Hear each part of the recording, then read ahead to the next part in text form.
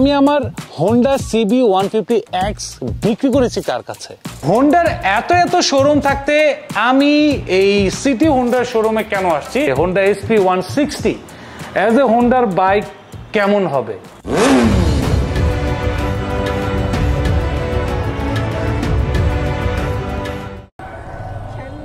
এই ভাইয়া, তুমি এইভাবে যাচ্ছ কেন? ও আচ্ছা আচ্ছা, আমি ভাবছি এটা কি নতুন কোনো স্টান্ট প্র্যাকটিস হচ্ছে কিনা।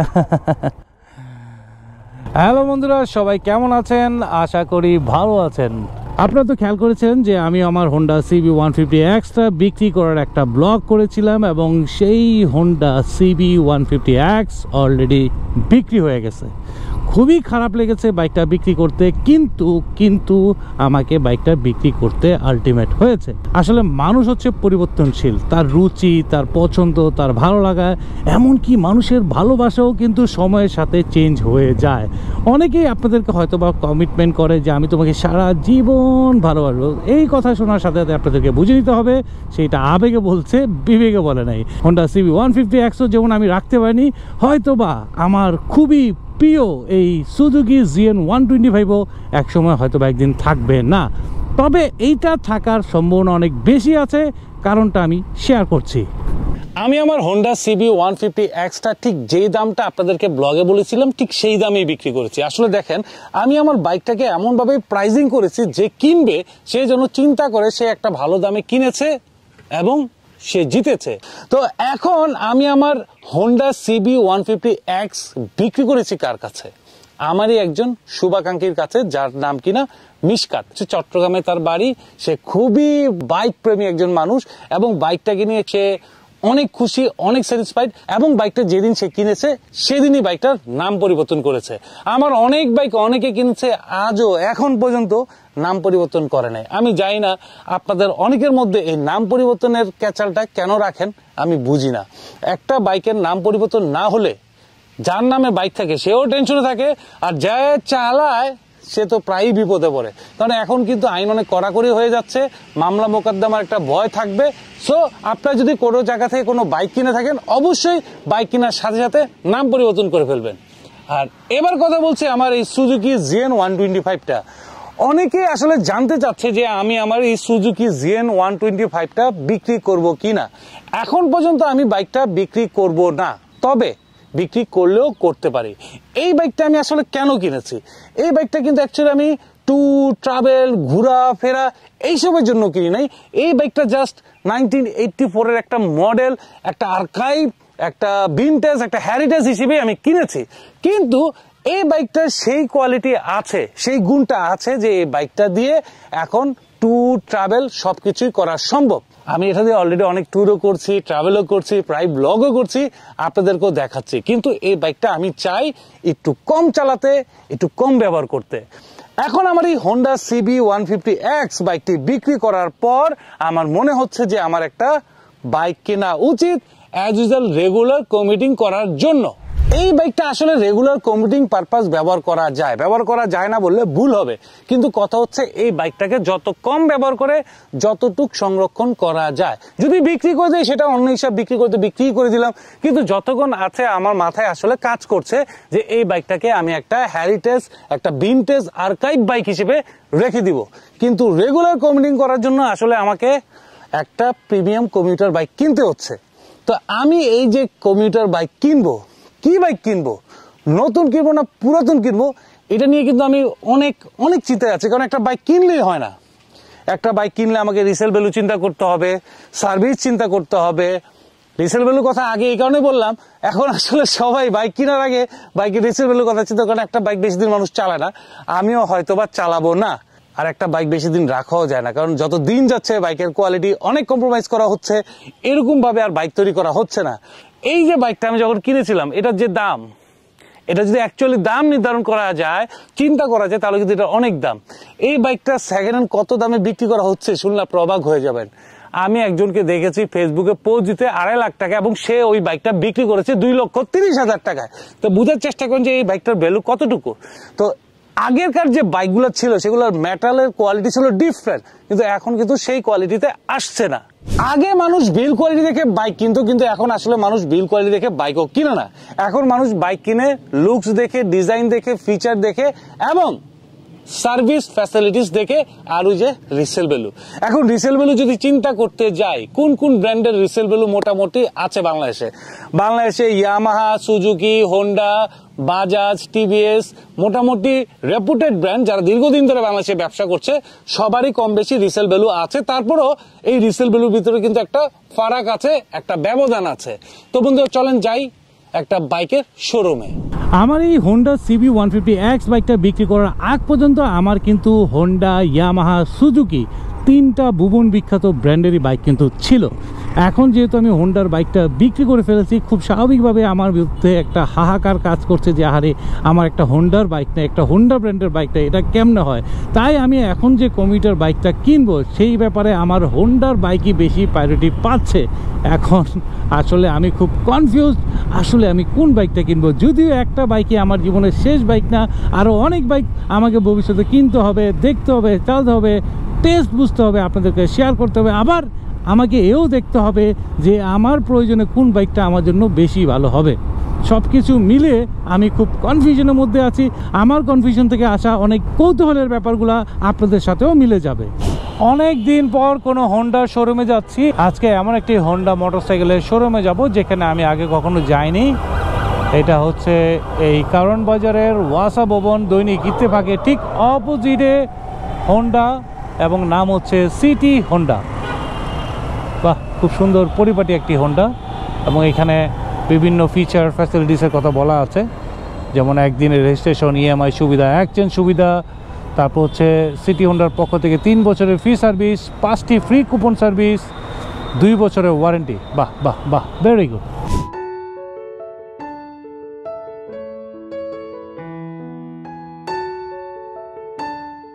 খুব সুন্দর একটি শোরুম। আরে আপনি জসিম ভাই না? ওয়ালাইকুম আসসালাম ভাই, আপনার সাথে তো আমার প্রোগ্রামে দেখা হয়েছে এসপি শাইনের লঞ্চিং এর সময়। আচ্ছা, আমি হেলমেট খুললেই চিনবেন, সারা দেশ আমাকে চিনে, সারা দেশের চকলেট বাইকার। হ্যাঁ, তরু ভাই বলছি। বন্ধুরা, আমি এই মুহূর্তে আসছি বাংলাদেশের খুবই বাণিজ্যিক একটি এলাকা কারণ বাজার, কারণ বাজারের সিটি হোন্ডার শোরুমে। এই শোরুমে অনেক অনেক হোন্ডার বাইক রয়েছে, যদিও এখানে স্যাম্পল হিসেবে মোটামুটি সবগুলো মডেলই রাখা হয়েছে। এবং একজন মানুষ যদি চিন্তা করে যে হোন্ডার বাইক কিনবে, হোন্ডার যে কোনো মডেল যেটা বাংলাদেশে আছে সে এইখান থেকেই ক্রয় করতে পারবে। এই যেমন এখানে রয়েছে হোন্ডা সিবিআর র্যাপসোল কালার। এই কালারটা কিন্তু বাংলাদেশের বাইকারদের অনেকের কাছে, স্পেশালি ইয়াং জেনারেশনের কাছে খুবই জোস একটা বাইক। এই বাইক এইখানে আছে, সো বুঝতেই হবে সিটি হোন্ডার এই শোরুমে মোটামুটি সব ধরনের বাইক, সব ধরনের কালার, সব ধরনের ডিজাইন অ্যাভেলেবল। হোন্ডার এত এত শোরুম থাকতে আমি এই সিটি হোন্ডার শোরুমে কেন আসছি, এর পিছনে অনেক বড় একটা কারণ রয়েছে, এবং সেই কারণটা হচ্ছে এসপি 160। এখন কথা আসতে পারে হোন্ডা এসপি 160 কি অন্য কোনো শোরুমে নাই? আছে। যাই হোক, কারণটা একটু পরে বলছি, তবে এই এসপি নিয়ে একটু কথা বলি। বন্ধুরা, তো আপনাদের তো প্রথমেই বললাম যে আমি হোন্ডা সিবি 150X সেল করেছি, এখন একটা কমিউটার বাইক কিনবো। এখন আমার মাথায় আসছে যে হোন্ডা এসপি 160 অ্যাজ এ হোন্ডার বাইক কেমন হবে। এর পক্ষে বিপক্ষে কিছু যুক্তি রয়েছে, সেগুলোই আপনাদের সাথে মূলত আমি শেয়ার করব। এই বাইকটি যেদিন লঞ্চ হয়েছিল সেদিন কিন্তু আমি এই বাইকটি চালিয়েছিলাম, এবং আমার কাছে চালিয়ে কিন্তু বেশ ভালো লেগেছিল। যে বিষয়গুলো আমার কাছে বেশি ভালো লেগেছিল সেটা আমি শেয়ার করি। 1 নম্বর ভালো লাগার বিষয় হচ্ছে বাজেট। 2,25,000 টাকার একটা বাইকে আমি সিঙ্গেল চ্যানেল এবিএস পাচ্ছি, সেই সাথে ডাবল ডিস্ক, এবং সেই সাথে এফআই। বর্তমানে এফআই বাইক কিন্তু খুবই ইম্পর্টেন্ট, যেহেতু আমাদের দেশে ফুয়েলের দাম বেশি। আমাদের আসলে বাইকারদের চিন্তার মধ্যে চলেই আসে যে আমরা এমন একটা বাইক চালাবো যেটার দ্বারা যেন আমাদের একটু কম খরচ হয়।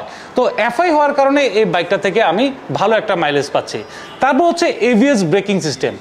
এখনকার যে রাস্তাঘাট বা যে অবস্থা, এই রাস্তাঘাটে আসলে যেহেতু বাংলাদেশ ঘনবসতিপূর্ণ একটা দেশ, এখানে প্রায় প্যানিক ব্রেক করতে হয়।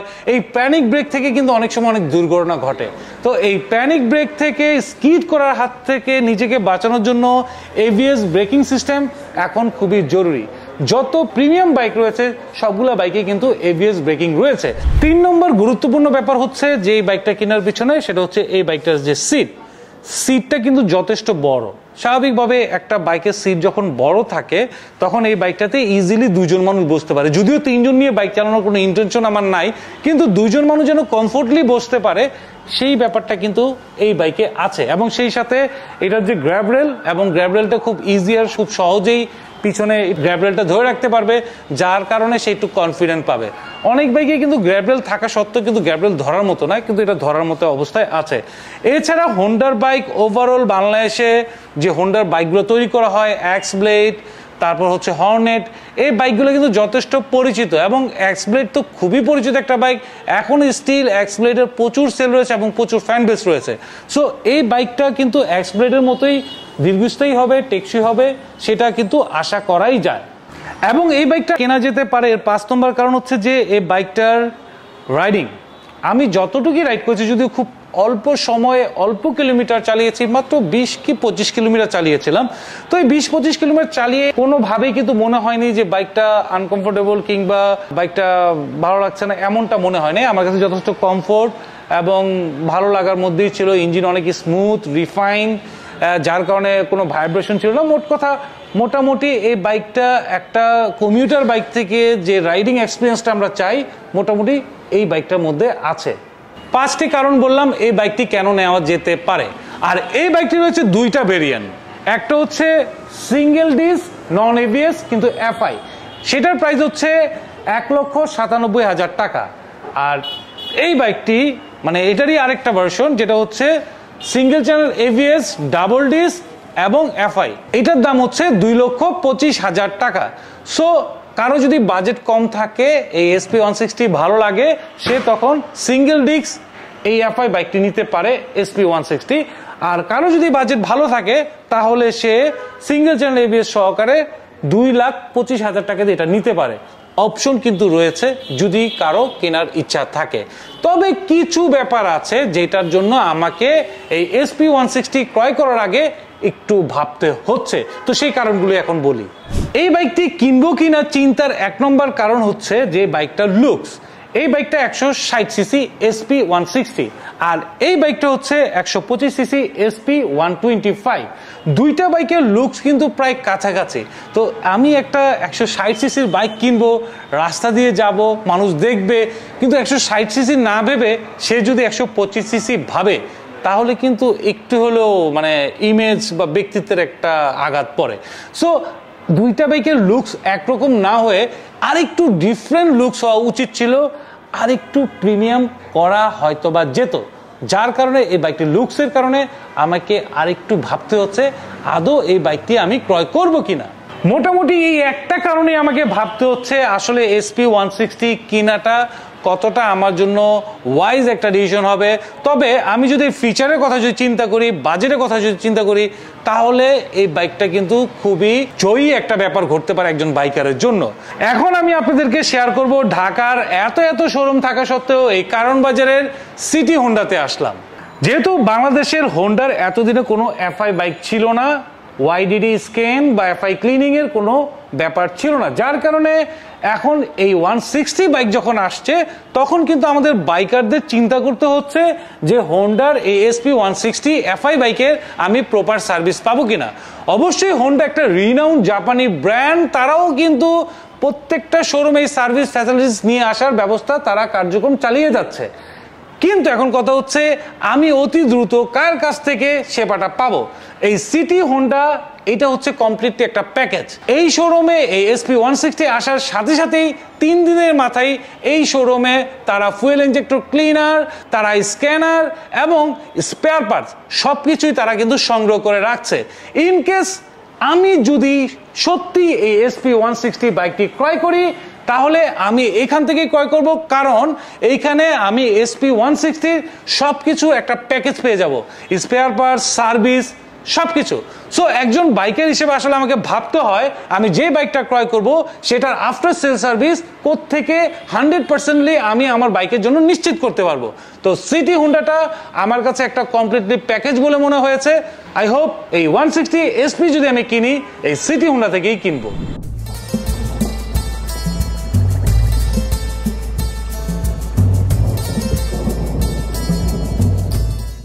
একটা মোটরসাইকেল কিনে তো আসলে কিনেই ফেলা যায়, কিন্তু একটা মোটরসাইকেল কেনার আগে যদি একটু বুঝে নেওয়া যায় তাহলে সেই ব্যাপারটা অবশ্যই খুবই ভালো।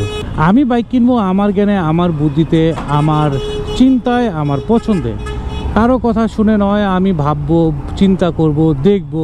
আমার এই ব্লগগুলো আপনাদের সাথে শেয়ার করার পিছনে কারণ একটাই, আমি চাই আপনারাও একটা বাইক কেনার আগে বুঝে শুনে ক্রয় করেন। এতে কোনো কারণে কখনোই আপনার মনে হবে না যে আপনি লুজার হয়েছেন। যেই বাইকটাই কিনবেন খুবই ঠান্ডাভাবে, ঠান্ডা মাথায় চিন্তা ভাবনা করে ক্রয় করবেন। কোনো ব্র্যান্ডই কিন্তু খারাপ না, প্রত্যেকটা ব্র্যান্ডই ভালো এবং প্রত্যেকটা ব্র্যান্ডেরই ভালো মন্দ দুইটাই আছে। বাংলাদেশে মোটামুটি যে বাইকগুলো পাওয়া যায় আমি কোনো বাইককেই খারাপ বলছি না। এখন কথা হচ্ছে যে এক একজন মানুষের পছন্দ এক এক রকম। যার যেটা পছন্দ, যার যেটা চাওয়া, সে সেটাই খুঁজতে চেষ্টা করবে তার এই শখের বাইকে বা তার এই প্রয়োজনের বাইকে। তো বন্ধুরা, আজকে আমি যে SP শাইন বাইকটা দেখলাম এটা নিয়ে আমি আসলে ভাবছি বাইকটা নেওয়া যায় কিনা। তবে এখনো শিওর বলতে পারছি না এই বাইকটা আদৌ আমি নিচ্ছি কিনা। তবে আপনারা চাইলে এই বাইকটি নিতে পারেন। আমার শুভকামনা থাকবে আপনাদের জন্য। এখনই আমার বাইকটা ক্রয় করা হচ্ছে না। এই বাইকটি ক্রয় করার আগে, অর্থাৎ এই প্রিমিয়াম কমিউটার সেগমেন্টের বাইক ক্রয় করার আগে আমি আসলে আরো কিছু বাইক দেখবো, বুঝবো, তারপর আমি ক্রয় করব। আর সেই সাথেও ব্লগ করব। তাহলে আপনাদের একটা বাইক ক্রয় করার ব্যাপারে সিদ্ধান্ত নিতে অনেকটা সহজ হবে। তো বন্ধুরা, এখানে আজকে ব্লগটি শেষ করছি। এখনো যারা আমার চ্যানেলকে সাবস্ক্রাইব করেনি এখনই সাবস্ক্রাইব করুন এবং পাশে থাকা বেল বাটনটি প্রেস করুন। সবাইকে হৃদয়ের অন্তঃস্থল থেকে জানাই সেলুট।